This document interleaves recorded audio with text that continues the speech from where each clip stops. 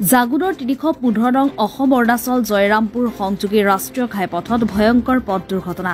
এখন তীব্ৰবেগী AS23AF 9809 number Mahendra থাৰ বাহনে মহতিয়াই নিলে এগৰাকী মহিলাক, যাৰ ফলত থিতাতে নিহত হয় মহিলাগৰাকী। নিহত মহিলাগৰাকীৰ নাম মীনা পুন, ঘৰ ৮ মাইল পাৰ্বতীপুৰ বুলি জানিব পৰা গৈছে।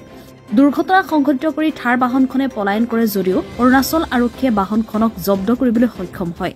ঘটনা সংঘটিত কৰা বাহনখনৰ গৰাকী বীৰেন বৰা বুলি চিনাক্ত কৰা হৈছে। ঘটনাস্থলীত জাগুন আৰক্ষী উপস্থিত হৈ তদন্ত অব্যাহত ৰাখিছে। জাগুনৰ পৰা শ্যাম যাদৱৰ ৰিপৰ্ট, আছাম নিউজ।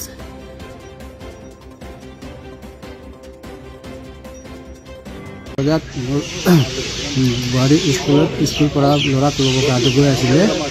পাছফালে পৰা আহি কেনে মহেন্দ্ৰ থাৰ খুন্দাই কেনে পলাই গ'ল। যাৰ নাম হয় মীনা পুন। যিজন ঢুকালে মীনা পুন ন? আপোনাৰ বোৱাৰী? হয়। তো গাড়ীখন এতিয়া আপোনালোকে কি ধৰিছে বুলি গম পাইছে নেকি? এতিয়া শুনি আছোঁ জয়ৰামপুৰ ধৰিছে গৈ কেনে।